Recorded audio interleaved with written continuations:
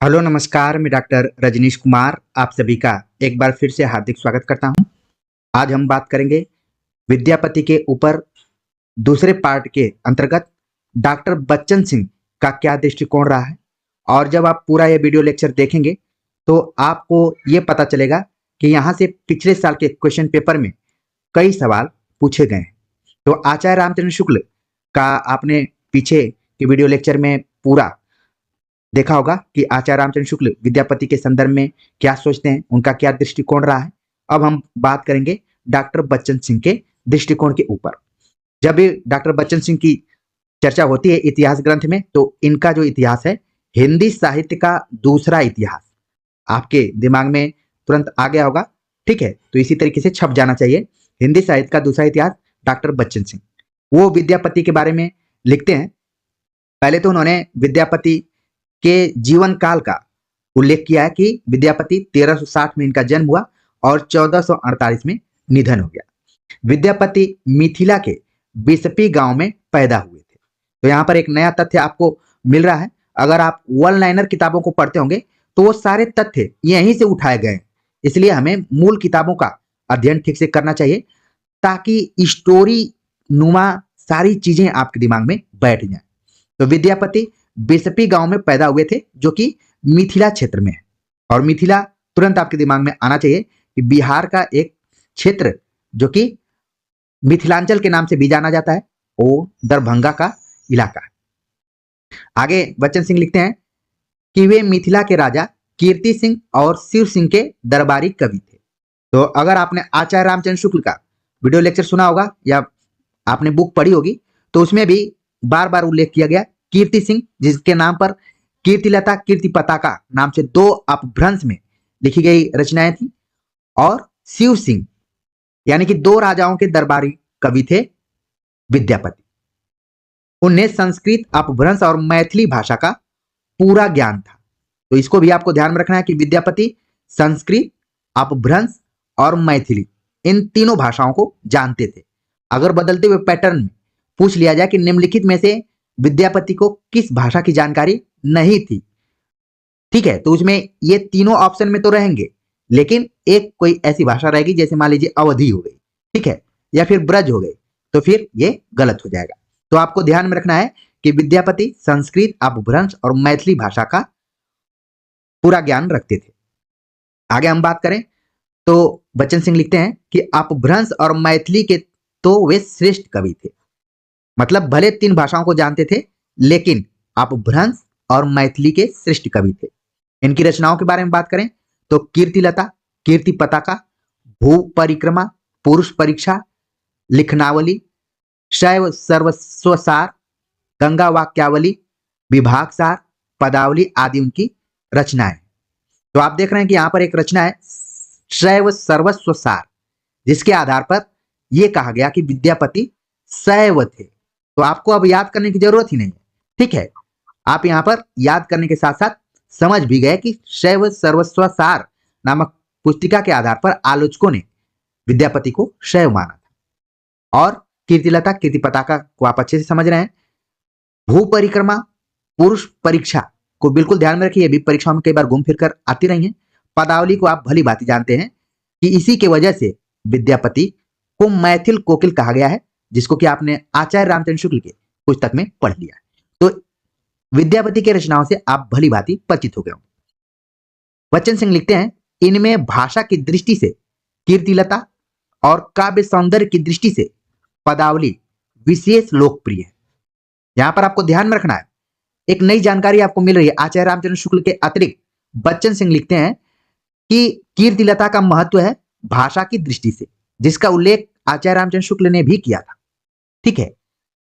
भाषा की दृष्टि से महत्वपूर्ण है कीर्तिलता, लेकिन काव्य सौंदर्य की दृष्टि से महत्वपूर्ण है पदावली।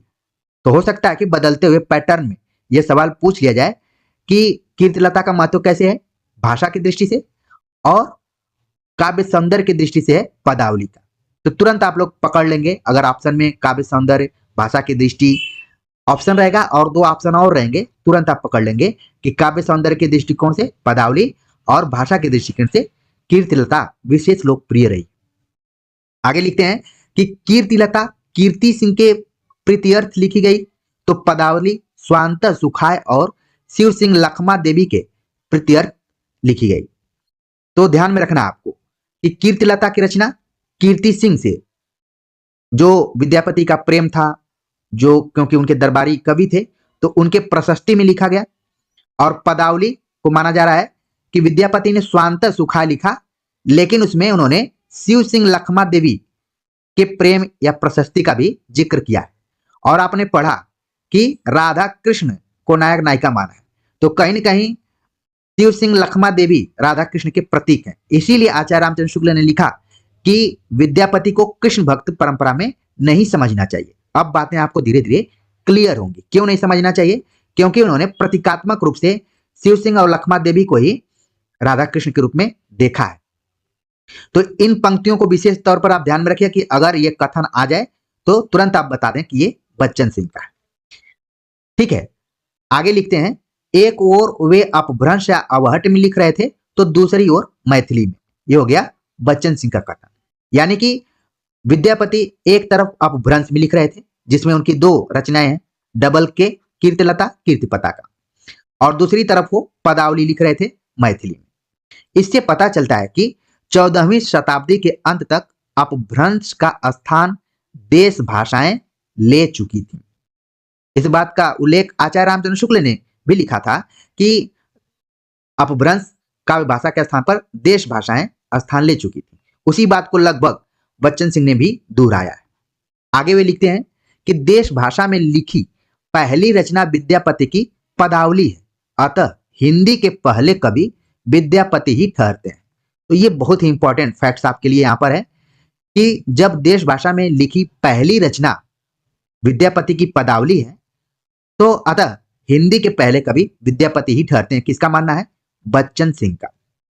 इसके बाद वो कीर्तिलता के बारे में बताते हैं। कीर्तिलता में कीर्ति सिंह के उन प्रयत्नों का वर्णन है जिनके आधार पर उन्होंने तिरहुत का खोया हुआ राज्य पुनः प्राप्त किया।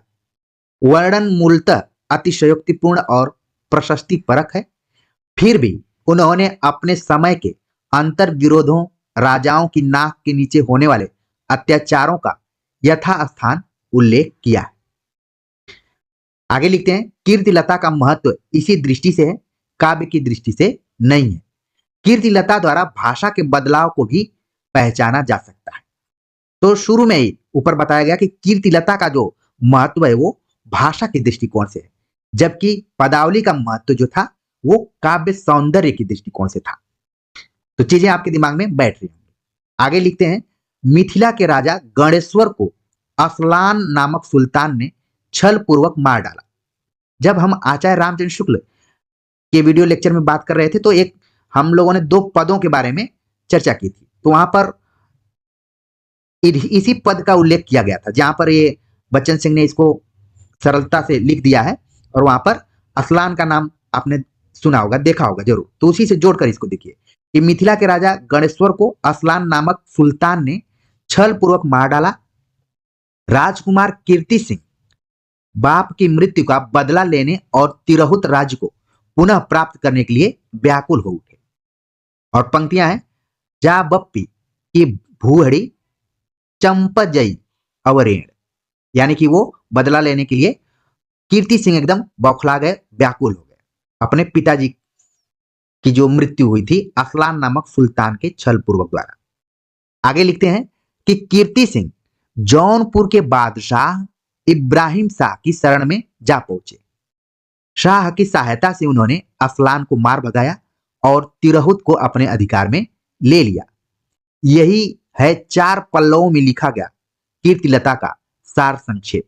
अगर आपको कीर्तिलता के बारे में जानना हो तो कीर्तिलता 4 पल्लवों में विभाजित है। बहुत ही इंपॉर्टेंट ये फैक्ट्स है, इसको जरूर ध्यान में रखिए। आगे हो सकता है परीक्षा में पूछा जाए कि कीर्तिलता कितने भागों में है, तो उत्तर हो जाएगा 4।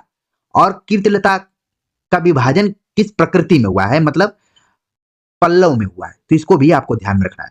क्योंकि जब आप पृथ्वीराज रासो पढ़ेंगे तो उसका विभाजन अलग प्रकृति में है, रामचरितमानस अलग है, पद्मावत अलग है, सूरसागर अलग है।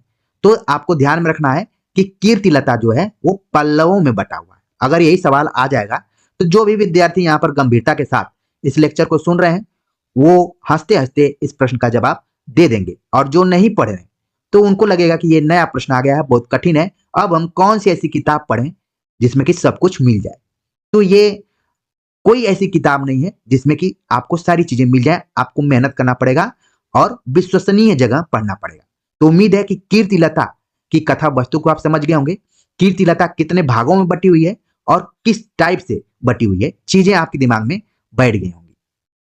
आगे हम बात करें तो बच्चन सिंह लिखते हैं, कीर्तिलता में राजाओं, बादशाहों, नगरों, युद्धों का वर्णन एक बंधी हुई परिपाटी पर किया गया है। हर राजा प्रताप में विक्रमादित्य को पछाड़ देता है, दान में बलि और कर्ण को काफी पीछे छोड़ देता है, भोग में इंद्र बहुत पीछे रह जाते हैं, राजा चाहे बड़ा हो या छोटा सब एक से होते हैं। सामंती विशेषताओं को खूब बढ़ा चढ़ाकर हर राजा पर चस्पा कर दिया जाता है। विद्यापति ने भी वही किया है, अन्यों की अपेक्षा कुछ ज्यादा ही किया है। तो इसका मतलब है कि विद्यापति का जो समय था वो वीर गाथात्मक काल से जुड़ा हुआ है एक तरीके से, तो विद्यापति पर भी इसका प्रभाव दिखाई पड़ता है। वो भी अपने दरबारी राजाओं का अतिशयोक्त पूर्ण वर्णन करते हैं, खासतौर से वीरता के संदर्भ में। और उपरोक्त पंक्तियों से आप भली भांति परिचित हो गए होंगे कि हर राजा प्रताप में विक्रमादित्य से आगे है, दान में बलि और कर्ण से भी आगे है, भोग में इंद्र भी पीछे रह जाते हैं, सब एकदम से एक है। आगे बच्चन सिंह लिखते हैं कि जौनपुर के वर्णन में एक संश्लिष्टता तो है, पर वह भी कृत्रिम है। वह किसी भी नगर का वर्णन हो सकता है। मुझे लगता है कि विद्यापति जौनपुर कभी नहीं गए थे।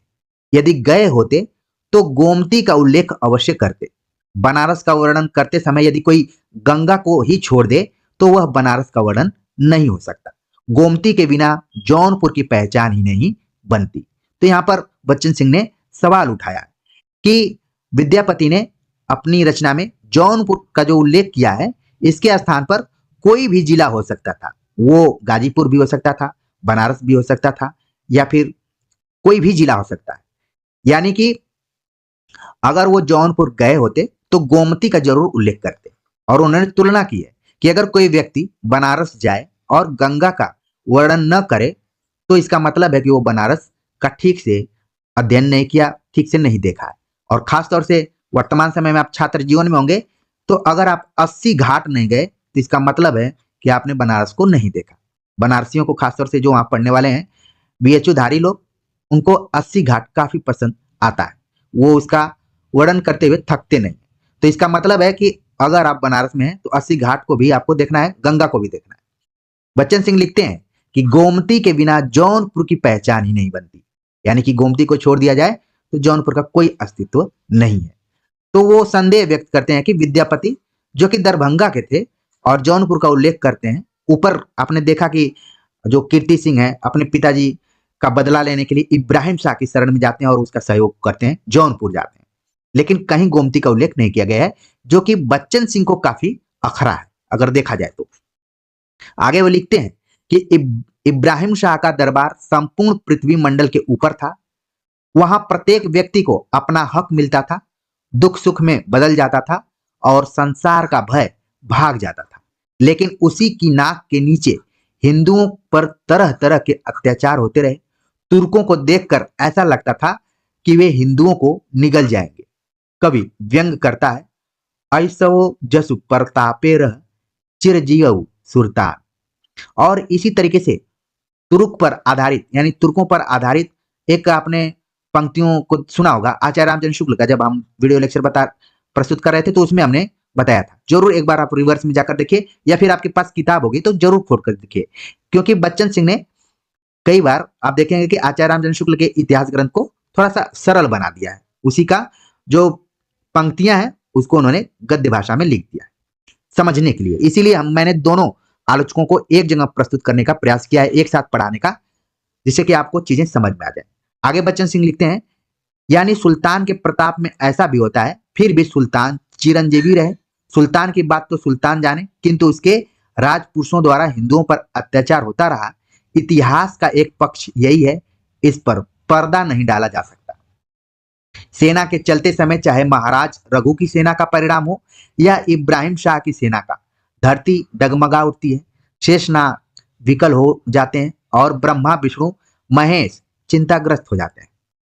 अपने कथानायक का पराक्रम दिखाने के लिए विद्यापति भी देवताओं, गंधर्वों, विद्याधरों आदि को आकाश में खड़ा करने में किसी से पीछे नहीं है। ये भी अतिशयोक्तिपूर्ण वर्णन करते हैं।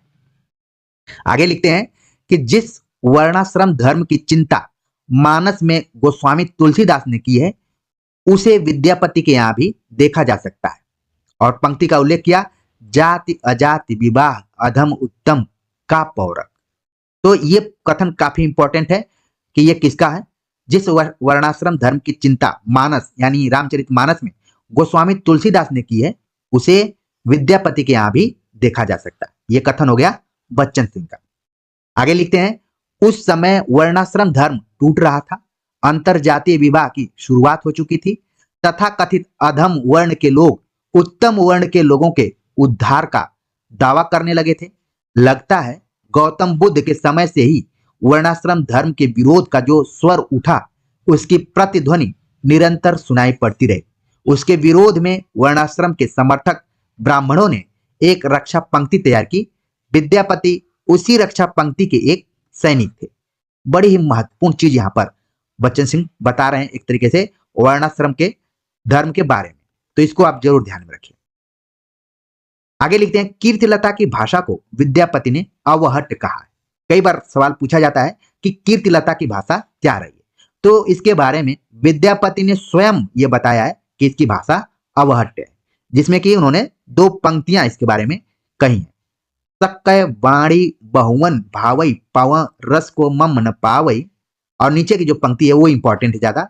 देसिल बाना सब जन मिठा त तैसन जम्पहो अवहट्टा। ये पंक्ति भी कई बार रेखांकित की जाती है जब भी अवहट्ट या कीर्तिलता की बात आती है, तो इसको आप लोग पहले से भी जानते होंगे और दिमाग में रखिए। तो कीर्तिलता की भाषा क्या है? अवहट्ट है, जिसको कि विद्यापति ने खुद स्वीकार किया है। विद्यापति के पहले ही अवहट्ट का उल्लेख ज्योतिश्वर ठाकुर के वर्ण रत्नाकर में हुआ है। ये इंपॉर्टेंट फैक्ट्स यहाँ पर है। आपने वन लाइनर किताबों को जरूर पढ़ा होगा और यहाँ पर आप देख रहे हैं कि मूल किताब से आप देख रहे हैं, यहीं से वो सारी किताबें लिखी जा रही हैं, सारे तथ्य वहां पर जुटाए जा रहे हैं। बस आपको सरल तरीके से प्रस्तुत किया जा रहा है, आपको बिना मेहनत से तथ्य मिल जा रहे हैं। लेकिन यहाँ पर आपको तथ्य के साथ साथ आपकी समझ भी विकसित होगी। जिस अवहट्ट की चर्चा विद्यापति कीर्तिलता के संदर्भ में करते हैं, बताया जा रहा है कि विद्यापति के पहले ही अवहट्ट का उल्लेख ज्योतिरीश्वर ठाकुर के वर्ण रत्नाकर नामक रचना में पहले हुआ है, तो इसको ध्यान में रखना है। राजसभाओं में जिस खट भाषा का उल्लेख होता रहा है, उसमें एक अवहट्ट भी थी। अब्द हमार के संदेश राशक में भी इसका उल्लेख है, यानी कि अवहट्ट का उल्लेख अब्दुल रहमान के संदेश राशक में भी।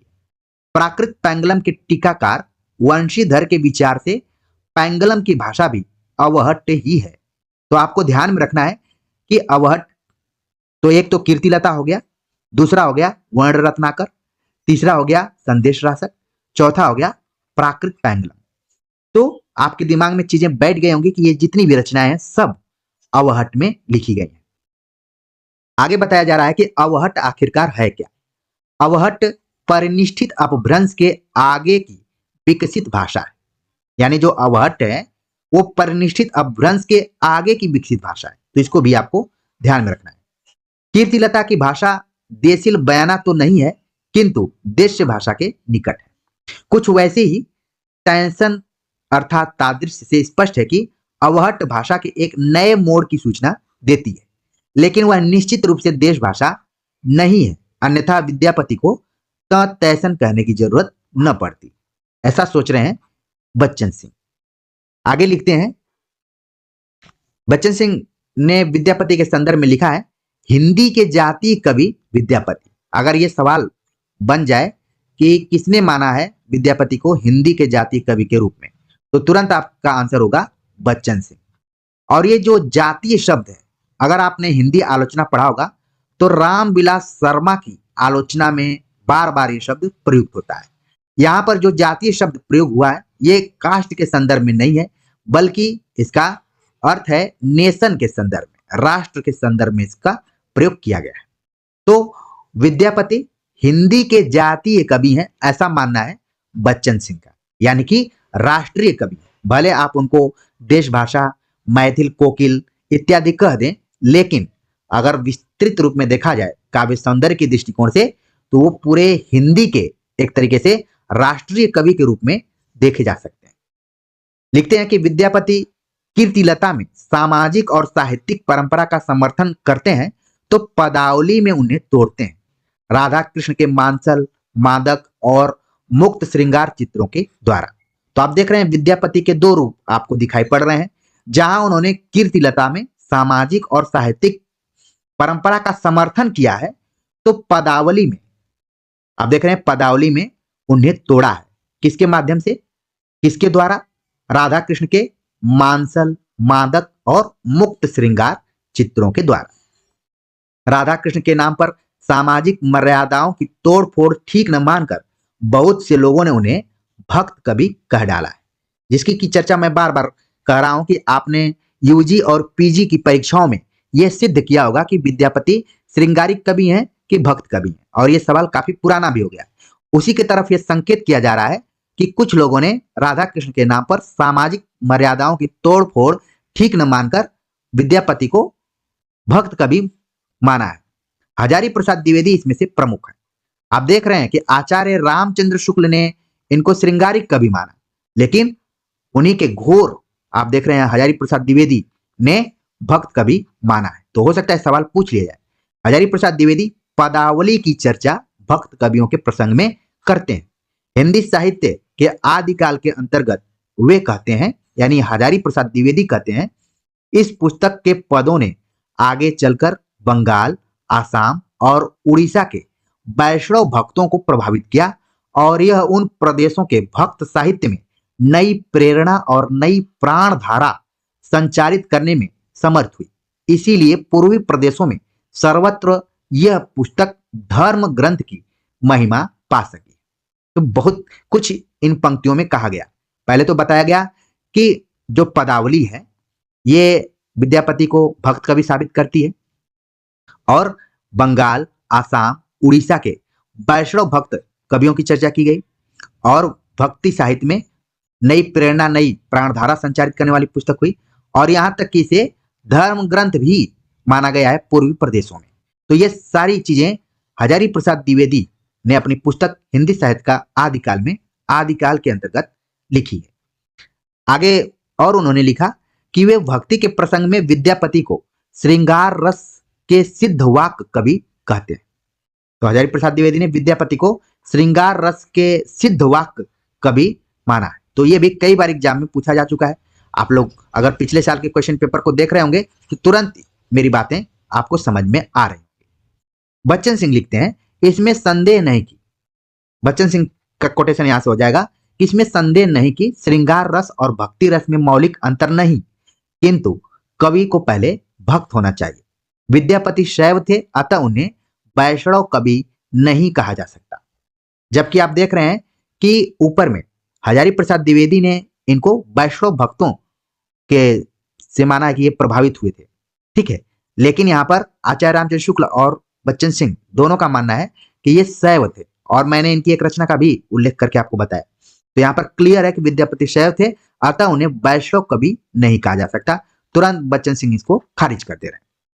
आगे वे लिखते हैं कि पदावली में श्रृंगार के इंद्रियोत्तेजक चित्र खींचे गए हैं कि यदि उन्हें भक्ति काव्य कहा जाएगा तो श्रृंगार काव्य का क्या होगा। सवाल उठा दिया। जयदेव के गीत गोविंद को इसी आधार पर श्रृंगारिक काव्य ही माना जाना चाहिए।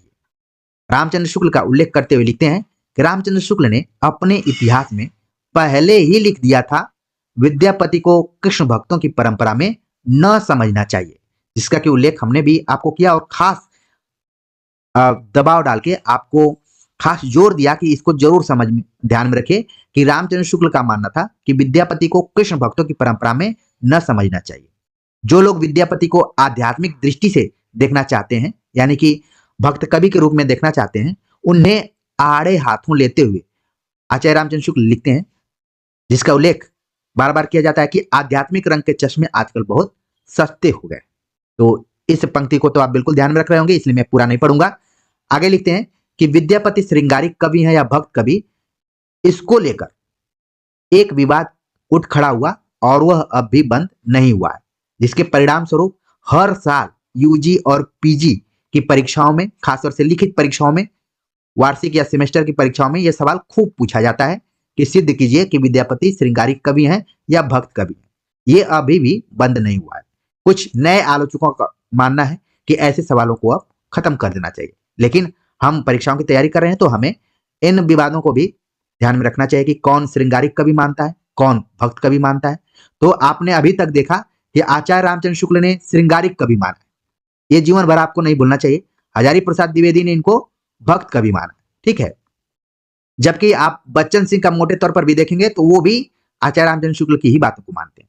लेकिन आगे हम कुछ तथ्यों के बारे में बातचीत करेंगे, जिनकी चर्चा हम करेंगे तो आपको पिछले साल के क्वेश्चन पेपर याद आ जाएंगे और आपको लग रहा होगा कि ये सारे प्रश्न वन लाइनर किताबों से बने हैं। ऐसा नहीं, वो सारे प्रश्न इन्हीं मूल किताबों से बने। तो हम बात करते हैं, शुक्ल जी के बारे में हमने बात कर लिया, हजारी प्रसाद द्विवेदी के बारे में बात कर लिया। अब करते हैं कि ग्रियर्सन विद्यापति को रहस्यवादी कवि कह चुके हैं। तो ध्यान में रखना है, सवाल पूछ लिया जाता है कि विद्यापति को रहस्यवादी कवि किसने माना, तो हो गया ग्रियर्सन। क्यों माना? उसके अनुसार राधा जीवात्मा है और कृष्ण परमात्मा है। यही कारण रहा कि ग्रियर्सन ने विद्यापति को रहस्यवादी कहा। दूसरे यहां पर विद्वान आ रहे हैं कुमार स्वामी। कुमार स्वामी भी विद्यापति को रहस्यवादी ही मानते हैं, उनमें रहस्य भाव देखते हैं। कहा जाता है कि चैतन्य महाप्रभु उनके पद गाकर भाव विह्वल हो उठते थे, लेकिन सब लोग चैतन्य नहीं हो सकते। आपने सुना होगा अपनी कक्षाओं के दौरान भी, और यहां पर भी आप ध्यान रखिए कि चैतन्य महाप्रभु जो कि बंगाल के थे, और हमने शुरू में ही बताया कि बंग भाषा के लोग भी विद्यापति को अपने तरफ खींचते हैं। तो चैतन्य महाप्रभु विद्यापति के पदों को गा गाकर अचैतन्य हो जाते थे। नाम देखिए कितना जबरदस्त है, चैतन्य महाप्रभु अचैतन्य अवस्था में आ जाते थे, ठीक है, जब वो विद्यापति के पदों को गाते थे और भाव विह्वल हो जाते थे, बेहोश हो जाते थे। लेकिन सब लोग ऐसे नहीं हो सकते, ये बात कर रहे हैं बच्चन सिंह। आगे लिखते हैं कि सच तो यह है कि उनकी राधा को न पराशक्ति माना जा सकता है, न कृष्ण की आह्लादिनी शक्ति पदावली में इसका कहीं संकेत नहीं है। विद्यापति की कविता का स्थापत्य श्रृंगारिक है। देखिए एकदम क्लियर कट यहां पर बच्चन सिंह ने लिख दिया कि विद्यापति की कविता का स्थापत्य या बनावट श्रृंगारिक है। उसे आध्यात्मिक कहना खुजराहों के मंदिरों को आध्यात्मिक कहना है। तो इस कथन को बिल्कुल आप अपने ध्यान में रखिए, जो कि हो गया बच्चन सिंह का। आगे वो लिखते हैं कि उनके श्रृंगार में यौनोन्माद का शारीरिक आमंत्रण है, संभोग का सुख है, विलास की विवलता है, वियोग में स्मृतियों का संबल और भावुकतापूर्ण तन्मयता है। तो यहां पर ध्यान में रखिए कि जो विद्यापति हैं उनके पद श्रृंगारिक तो हैं, लेकिन किस टाइप के हैं? उसमें शारीरिक आमंत्रण, संभोग का सुख, विलास की विवलता, वियोग में स्मृतियों का संबल और भावुकतापूर्ण तन्मयता है। ये 5 विशेषताएं बताई गई। मान लीजिए आप इंटरव्यू देने जाते हैं और वहां पर पूछ लिया जाए कि श्रृंगारिक क्यों माना जाता है, तो आप केवल ये श्रृंगारिक कहकर काम नहीं चला पाएंगे।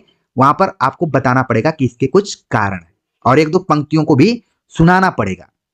तो आपके दिमाग में बैठ गया होगा कि बच्चन सिंह ने विद्यापति को हिंदी जातीय कवि के रूप में देखा है। अब जो दूसरा उनका महत्वपूर्ण दृष्टिकोण है वो है अपरूप के कवि। बच्चन सिंह ने विद्यापति को अपरूप का कवि भी माना है, ठीक है। ये भी सवाल पूछा जा सकता है, तुरंत आप बता देंगे बच्चन सिंह। वो लिखते हैं कि विद्यापति का प्रेम न तो रोमांटिक की तरह वायवी है और न भक्तों की तरह दिव्य है, वे अपरूप के कवि हैं। बहुत ही इंपॉर्टेंट ये कथन है, इसको जरूर आप ध्यान में रखिए कि विद्यापति का प्रेम न तो रोमांटिकों की तरह वायवी है और न भक्तों की तरह दिव्य है, बल्कि वे अपरूप के कवि हैं। उस रूप में वीर्य विक्षोभन की अद्भुत शक्ति है, तल्लीनता और अतृप्ति की गहरी क्षमता है। यह अपरूपता राधा में ही नहीं कृष्ण में भी है। और कुछ पंक्तियों का उल्लेख किया, सुधा मुख के विह निर्मल बाला, अपरूप रूप मनोभव मंगल, त्रिभुवन विजयी माला, ठीक है। और आगे लिखते हैं कि राधा का अपरूप रूप कामदेव के लिए मंगलदाता है। मनोभव मंगल का अर्थ आत्यंतिक रूपाकर्षण है। आगे चल मंगल केली से जुड़ जाता है। और कृष्ण ए सखी पेखल ए अपरूप सुनैत मानवी सपन स्वरूप। ठीक है, यहां पर दो अपरूपों का पारस्परिक आकर्षण ही तो प्रेम है। यहां पर आप देख रहे हैं कि बच्चन सिंह ने बताया कि प्रेम क्या है। दो अपरूपों का पारस्परिक आकर्षण ही प्रेम है। तो जिन विद्यार्थियों ने या फिर यहाँ पर जुड़े हुए लोग प्रेम थोड़ा बहुत किए होंगे तो उनको पता चल गया होगा कि पारस्परिक आकर्षण ही प्रेम की उपज है।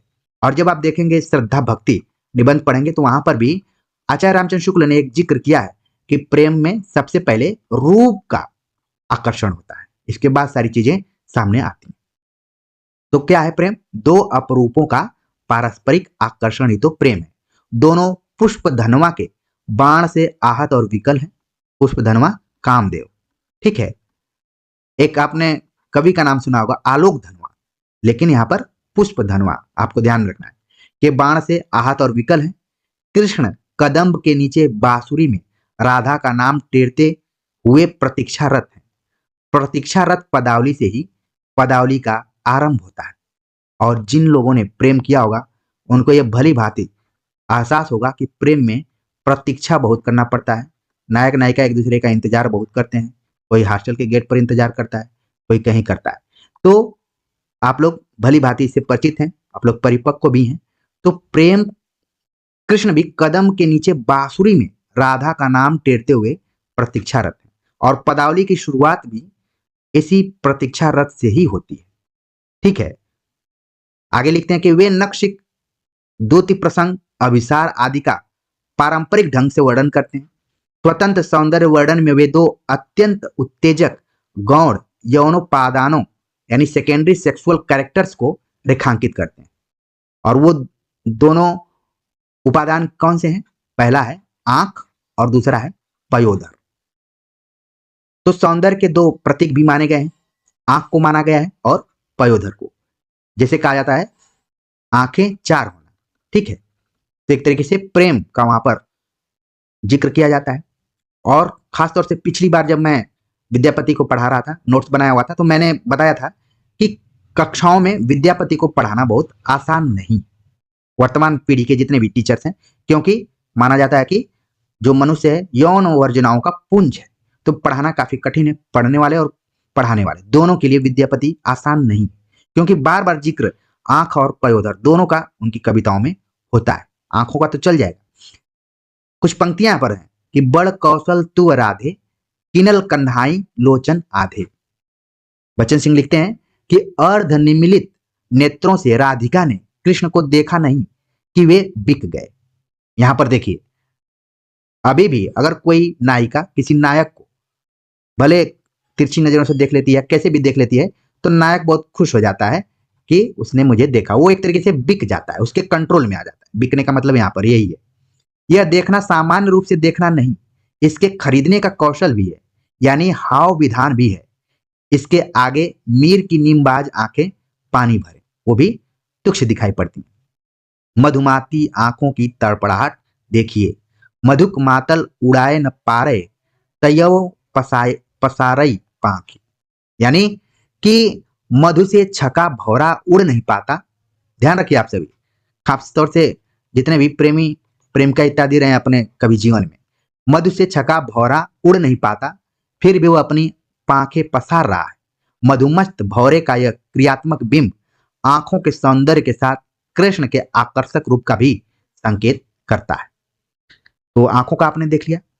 विद्यापति की आंखें लड़ती नहीं जूझती। ये बड़ा ही इंपॉर्टेंट कथन यहां पर है बच्चन सिंह का कि विद्यापति की आंखें, यानी कि उनकी पदावली में जिन आंखों का जिक्र किया गया है राधा कृष्ण के माध्यम से, वो केवल लड़ती नहीं बल्कि जूझती हैं। और आप सभी जानते हैं कि प्रेम करना बहुत प्रेम करना से ज्यादा है प्रेम को निभाना। तो इसके सामने कितनी समस्याएं आती हैं, जूझना पड़ता है, ठीक है ना। तो विद्यापति की आंखें लड़ती नहीं जूझती। पदावली में पयोधरों का भूरिश उल्लेख हुआ है। गौण यौनोपादानों में यह सर्वाधिक संवेदनशील है।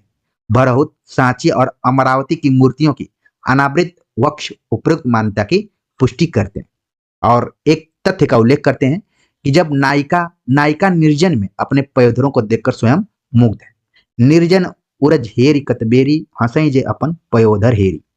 तो विद्यापति की कुछ पंक्तियां हैं जिनको कि कक्षाओं में बार बार मैं बोल रहा हूं कि पढ़ाना आसान नहीं है, लेकिन यहाँ पर जितने भी विद्यार्थी जुड़े हुए हैं सब 18+ हैं, तो चीजों को समझना पड़ेगा। और इन पंक्तियों को भी आप ध्यान में रखना है कि विद्यापति ने अपने कल्पना के माध्यम से कहां तक की ऊंचा उड़ान भरी है। आगे बच्चन सिंह लिखते हैं कि संयोग प्रसंग में विद्यापति का मन प्रथम समागम में पूरी तरह रमता है। इस अवसर पर अनंग की बुभुक्षा देखते ही बनती है। नायक नायिका को वैसे ही मसलता है जैसे मस्त हाथी कली को। पयोधरों का लाल होना सामान्य बात है। तो ये सारी चीजें आप समझ रहे होंगे। प्रथम समागम का रक्तपात भी उसकी आंखों से ओझल नहीं होता। पयोधर स्पर्श का सुख नायिका विरह में भी याद करती। कुछ जुग शंभु परस केर बोललन ते परतीत मोहि भेल। आगे लिखते हैं कभी कभी नायिका अपने समागम का वर्णन इस तरह भोले ढंग से करती है गोया उसे कुछ पता ही नहीं। तो खासतौर से यहाँ पर एक तरीके से नायिकाओं की खिंचाई भी की जा रही है विद्यापति के माध्यम से। हंसी हंसी बहु आलिंगन देल मनमत अंकुर कुस्मित भेल जब निमिबंध सरकावल कान तोहर शपथ हम किछु नहीं जान। तो ये एक तरीके से नायिका के भोलेपन की तरफ संकेत किया जा रहा है कि चीजों को जानते हुए भी वो इस तरीके से व्यवहार करती है कि उसे कुछ मालूम ही नहीं हो। तो खासतौर से आप लोगों ने व्यवहारिक जीवन में भी देखा होगा। आगे बात करते हैं कि विद्यापति के विरह में अद्भुत संयम है। विरह में भी क्या है? अद्भुत संयम है। संयोग वर्णन के घनीभूत बादलों का उद्दाम आवेग आखिरी बूंद तक बरस कर रिक्त हो गया है। कृष्ण कल आने के लिए कहकर मथुरा चले गए हैं। हर प्रातः काल राधिका पूछती हैं कि वह कल कब आएगा। और आगे पंक्तियां हैं कि कालिक अवधि करिय पिय गेल लिखीते काली भीति भरी गेल भेल प्रभात कहत सब ही कह कह सजनी कालिक बहन। वही बात है कि कृष्ण कल आने के लिए कहकर मथुरा चले गए हैं लेकिन वापस अभी तक नहीं आए। तो राधिका सवाल यहां पर करते हैं कि वो कल कब आएगा। आगे लिखते हैं कि इसमें संदेह नहीं कि पदावली सामंती विलास को प्रज्वलित करने वाली रचना है। बच्चन सिंह का कथन शिव सिंह स्वयं कृष्ण के रूप में अवतरित हैं, इसका उल्लेख किया जा चुका है। जैसा कि मैंने बताया कि पदावली में राधा कृष्ण को जरूर नायक नायिका के रूप में प्रस्तुत किया गया है, लेकिन वो राधा कृष्ण नहीं है जिसको कि हम कृष्ण भक्त कवियों में देखते हैं, बल्कि वो शिव सिंह है, स्वयं कृष्ण के रूप में अवतरित है। और जो लक्ष्मा देवी है वो राधा है। विद्यापति के वे ही गीत मिथिला में गाए जाते हैं जो गृहस्थी से संबद्ध है। ये इंपॉर्टेंट चीज है, आपको ध्यान में रखना है कि विद्यापति के ऐसे गीत गाए जाते हैं जो गृहस्थी आम जनजीवन से जुड़े हुए हैं और मिथिला में गाए जाते हैं। ये बात कही बच्चन सिंह ने। विद्यापति ने अपने पूर्ववर्ती मैथिल कवि उमापति को कोसों पीछे छोड़ दिया है। तो अभी तक हमने विद्यापति पर चर्चा की। अब आप यहां पर देख रहे हैं कि विद्यापति से पहले भी मैथिल में एक कवि थे उमापति, उनसे कहीं आगे निकल चुके हैं विद्यापति। और जो नीचे तथ्य है जो कि आप पिछले बार के पेपर्स में देखे होंगे, क्वेश्चन पेपर में पूछा गया है, निराला यानी सूर्यकांत त्रिपाठी निराला ने उनकी मादकता को नागिन की लहर कहा है। यह लहर रीति काव्य में नहीं मिलेगी। सवाल कई बार पूछा है कि विद्यापति की पदावली के संदर्भ में मादकता को ध्यान में रखते हुए नागिन की लहर किसने कहा है, तो तुरंत आपके दिमाग में आएगा निराला। इसको आपने वन लाइनर किताबों में भी पढ़ा होगा, लेकिन आज आपको पता चला होगा कि ये कहां से उठा लिया गया है, बच्चन सिंह के इतिहास ग्रंथ से उठाया गया। तो नागिन की लहर किसने कहा? निराला ने। किस चीज को ध्यान में रखते हुए? मादकता को ध्यान में रखते हुए। और ये लहर रीति काव्य से अलग है, ठीक है ना। आगे कुछ और बातें हैं। मैथिली की मिठास लोक धुनों का समावेशन तन्मयी भूत करने की अपनी क्षमता के कारण पदावली आज भी लोकप्रिय है और कल भी रहेगी। यह बात है बच्चन सिंह की। नागर अभिरुचि के बावजूद विद्यापति की रचनाओं में एक खुलापन है, साहस है, संदर्भोग की ललक है, रूप दर्शन की अतृप्त प्यास है। यह बात कही बच्चन सिंह ने। और नीचे पंक्तियों का उल्लेख किया जा रहा है कि अग्रांकित पद में उनका जीवन दर्शन और प्रेम रहस्य निहित है। सखी है पूछसी अनुभव मोय, जुई पीड़ित अनुराग बखानई, तिले तिले नूतन होय, जन्म अवधि भर रूप निहारल, नयन न तिरपित भेल। तो ये जो पंक्तियां हैं इसमें विद्यापति के जीवन दर्शन और प्रेम रहस्य दोनों को आप देख सकते हैं। तो उम्मीद है कि बच्चन सिंह की दृष्टिकोण में विद्यापति क्या रहे हैं, उनका मूल्यांकन उन्होंने किस हिसाब से किया है, इसके अतिरिक्त कुछ अन्य विद्वानों के भी मतों को आपने देखा होगा। तो उम्मीद है कि कहानी के रूप में आपको ये लेक्चर लगा होगा और काफी आनंद आया होगा। तो कमेंट्स कर जरूर बताइएगा और पूरी कोशिश कीजिए कि आगामी परीक्षा में इसका 100% लाभ उठाकर अपने अपने लक्ष्य में आगे बढ़े। तो कमेंट्स कर जरूर बताइएगा कि ये विद्यापति का लेक्चर आप सभी को कैसा लगा। मिलते हैं एक नए टॉपिक के साथ, तब तक के लिए नमस्कार।